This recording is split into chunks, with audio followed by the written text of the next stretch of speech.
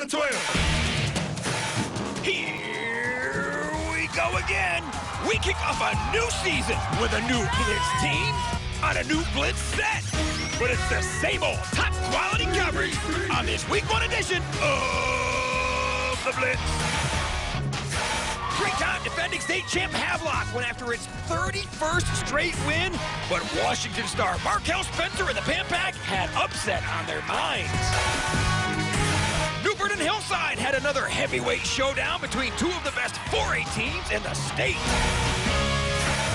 And rivals Southwest Onslow and Jacksonville, another instant classic in our Blitz premiere matchup.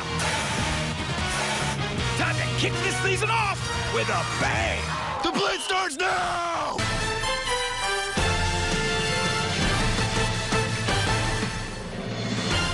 Welcome to a new season of the Blitz. New set, new co-anchor, but the same old award-winning product. Good evening, I'm Brian North. And I'm Lane Fobbs, ready to hear about the legendary Blitz. I've heard a lot about it, and I'm excited to be here. First night in North Carolina for high school football. And as always, we've got plenty of games in our new locker room. We start with our Blitz premiere matchup.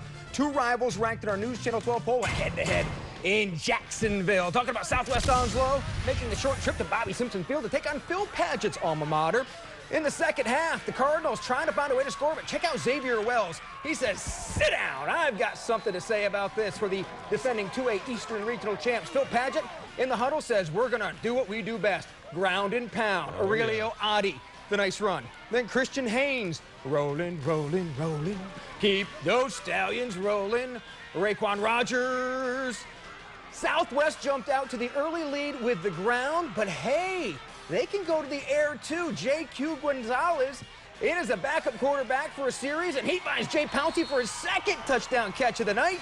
And Bo Williams' squad in trouble. They were down big, having to go to the air, and check out Christian Haynes. He comes and lays the lumber as Southwest Onslow beats Jacksonville for the first time in 4 years, making for one very happy Phil Padgett. This is a big one. Yeah, Jackson's knocked us off 3 times in a row, and it's been kind of bitter for us because it's been each year we had a chance to win it. So this year we really want to come out and win this game for the senior class. The senior class has had a great year, and we want to finish strong. And beating Jacksonville was the last chance to beat Jacksonville, so they did it. I'm happy for that. Good job, big man. Told you. So Jacksonville has bragging rights for the next year. All right, and next up for Jacksonville, Jones Sr. The Trojans had their traditional opener against Kinston. They're the Vikes running out of the tunnel right there. You know, no one really knows what to expect from the Vikes this year, but if this first kickoff of the year is any indication of things to come, I think the Kinston faithful are about to be smiling in 2014. Well, Coach Ryan Gieselman a little bit later, he's not really smiling, but I do think he likes it. Later in the drive, Thomas Vermillion on 4th down finds his man, and they're able to move the chains. And speaking of change, you know, I made a few friends on the sideline. The chain gang, always getting to know some people. I love it. And number 22, later on, why not just punch it in? Kinston opens the year the right way, 33-0. South Lenoir hosted Harrell's Christian. The Blue Devils starting a new era in deep runs. South Lenoir alum Fred Kennedy making his head coaching debut. And boy, they had a tough debut, the poor Blue Devils. The Harrell's Crusaders go into deep run, and they pick up the win by the final of 42-13. All right, let's check in now on the defending 1A champs, James Keenan, 16 straight wins, and they're looking for more in their opener against the Holy Rollers, the Saints of Southern Wayne. The final score right here is just see them get into the end zone. James Keenan, they pick up right where they left off, 42-0 over the Saints. 17 wins in a row. Next up for the Tigers, their rivals from Wallace Rose Hill. The Bulldogs hosted South Brunswick. Former D.H. Conley head coach Daniel Finn, now the head coach of the Cougars. And boy, he found out what the Bulldogs are all about. Who let the dogs out? Woo, woo, woo, woo. Insane in the membrane. That's Alex Lassane, and Wallace Rose Hill just finishes up their lightning-delayed game. Final score from Legion Stadium, 63-14, ruining Daniel Finn's debut. Time for our fans in the stands. We're going to go back out to Jacksonville, where the Southwest Onslow fans say, hey, we are loaded and ready to go for a run and get back to the state title game for the 7th time in 13 years. More highlights to show you, though, including 3A defending state champ Havelock with a tough opener against Washington. You're watching the Blitz on News Channel 12.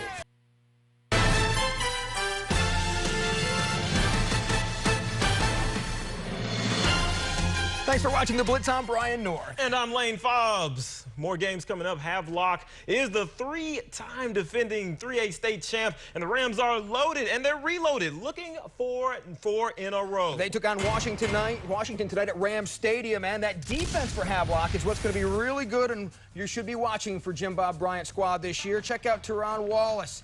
He's going to come up with the pick and a nice return. Ooh. But Havelock, well, they're cheerleaders. They love their offense, and here he is. He wants a nickname this year. It's Matthew Boykin. He's not a Boykin, he's a mankin. Look at him weave in and out and go for the punt return touchdown. Havelock rolls over Washington tonight, no problems. 37-6, make it 31 in a row for the Rams. And next up for Havelock, they will host rival New Bern. The Bears look to crank it up with a season-opening trip to Hillside. Here's Mikey Hughes with the touchdown pass. Ooh, that's exactly how you want to start the season, Brian. I love it. The New Bern defense looked very good in this one. It was 6 turnovers, 3 interceptions, and Hillside is shut out for the first time since 2007. Bears beat the Hornets 12-0. Defending Eastern Carolina Conference champ D.H. Conley hoping to build off last year's record-setting season. The Vikings made the trip to Bethel to take on rival North Pitt, and Conley striking early. New quarterback, it's a freshman, Holton Ehlers, the youngest of the Ehlers brothers. The lefty threads the needle, and look at that. Jamari Cook takes it all the way. Ehlers 7 for 14, 112 yards, and that touchdown pass. And then Miles Taylor, the leading rusher back from last year, well, he's going to pick it off, and he's going to take it all the way down, and D.H. Conley rolls big time over North Pitt, 42-7. How about Hunt and South Central? You know, I talked with a few coaches in the Eastern Carolina Conference, and they have them listed as a dark horse. And the Falcons are hoping to do some damage this year as Tim Carter is in 3rd year with the team. But it was a tough opening test for them as they square off against Hunt, who was 11-4 a season ago. Check it out right here. What happens, this is the guy, takes it all the way down, and we speed it up for you. Number 30, ooh, he's looking really good right there. That's exactly how you want to do it. Final score, Hunt 17, South Central Falcons. They win it by 3 points. West Craven hoping for a big season, hosting John Holmes Aces out of Edenton. And drum roll, please. Strike up the band. Yeah, well, Holmes would come up big tonight. Tahim Privat, the long run. Then Cardarius Pierce, the long rushing touchdown. And Edenton Holmes upsets West Craven. They return the favor from what the Eagles did in Edenton last year. Holmes gets the win, 29-21. Next up, a pair of teams looking for bounce-back seasons. East Duplin traveling to face Richlands. And being from Houston, found the Texans, I had no idea Mario Williams was from Richlands. I love it. Here they are right here. That is the touchdown. And no final score. We will get it to you as this one delayed with about a minute to go in the game because the lights have gone out there with East Duplin leading 13-7. And that was after a rain delay. Yes. 2 teams with high hopes for the upcoming season met for just the 2nd time ever. West Carteret made its first ever trip to the Castle to take on Northside. And the Monarchs with new helmets this year, new logos. They were hoping that would help them. They were up 5-0, end of the 2nd quarter. They're trying for more, but nope, it's going to be Al Rivera with the interception. Then Todd Nelson says, Mr. Rivera, please take the play in and let's run back and get the comeback win, and they would do that. West Carteret gets the victory, 13-5 over Northside. All right, and in Guilford, it was Pamlico who fell just a bit short of the conference title opening against Croatan, and I like saying that name, Croatan. The final score here would be Pamlico 27-21. That's an overtime. Lejeune and Swansboro, their traditional opener, supposed to be on base, but bad field conditions forced the game to be moved to the friendly City by the Sea. And the Double Pups trying to pick up where they left off last year, but Charlie Loya is going to come through with that big hit, and Swansboro gets the shutout 26-0. Yeah, that Pirate right there. Happy birthday to him. His team starts with a victory. All right, and there were a lot of new coaches hired this offseason, Brian, but there aren't many more familiar, quite like East Carteret's Greg Peel. That's right, the former Pamlico coach back in the game. First up for the Mariners, Princeton, who they lost to last year. And Peel, well, he would watch as Thomas Frazier and his squad, they were going to, well, East Carteret would score here, but it would be all Princeton after that. High-scoring game. Princeton gets the victory, 56-42. We'll be right back here on The Blitz. Hey, thank you for watching the Blitz in our new and improved set. Plymouth suffered a tough loss in last year's 1A state championship game. The Vikings went for it for 2 in the final minute. They didn't get it. They lost to Murphy 35-34. But the Vikings back home, where they rarely lose, reloaded with their hyper fans and ready to go, but hosting a Farmville team that is loaded, including that man, the quarterback. He's a bad man. Shaq Parker finds Malik Smith for the touchdown, and Plymouth falls at home for the first time since 2012. Farmville gets the win by the final of 26-8. Meanwhile, the ground and pound of Aiden Grifton, the 2A Eastern Carolina champs, taking on Riverside. My man right here is dancing, and he loves it. He loves it. This on the next play is going to be number 22, Aquarius Taylor. He's going to have the highlight stick working overtime. Someone got in my way on that one, but it's okay. They go on to win this one. Do the Bolts of Grifton, 40-14. Meanwhile, Southside and North Duplin had their traditional opener this year in Faison. North Duplin already started with the lead, 7-0, and looking for more. Emiliano Mora.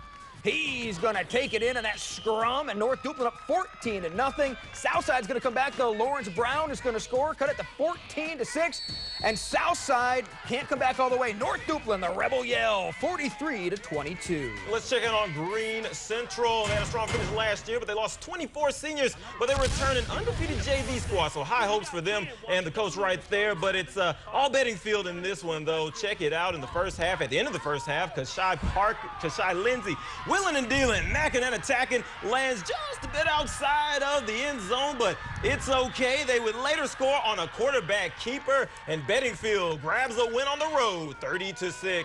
White Oak hasn't had a winning season since 2003. Chad Ashley, the Vikings head coach, had him going in the right direction, but he left for Georgia. So Jeff Cobb takes over the Okies, trying to get them on point, hosting Red Springs tonight. And White Oak trying to get some defense going. Junior Ellis is going to recover the fumble. And one little cheerleader working hard to make sure her team gets going. Check out Elijah Harris. None better at running the option than number 7. And watch him break 4 tackles. He's going to go 90 yards. White Oak gets the win, 47-30. They beat Red Springs, and they are now 1-0 on the year. How about Keith Boyd's North Side squad, looking for a lot of consistency, and they took on the Tigers of Crestwell. The team is showing a little bit of storm clouds right here. The ball goes on, and the final score would be Panthers 50-0 over the Tigers. Okay, let's go back out to our Blitz hit of the night. We're going to show you the big hit from Southwest Onslow at number 5, Lays the Wood. Woo! Southwest Onslow off to the big start with a big hit. The Blitz will be right back. It's our bonus game. Neighbors North Lenore and Eastern Wayne met in New Hope. Eastern Wayne making sure everyone on the same page as Bubba Williams' squad up 21-0 in the third quarter, and they poured it on from there. Romello Hamilton. Yep, he's going to scoop and score off that mix-up, and Eastern Wayne, no problems. They start the year off right with a 43-6 win. More scores on our website. Plus, we'll have a rebroadcast if you want to see all this fun again. For Lane Fobbs, I'm Brian North. We'll see you next week.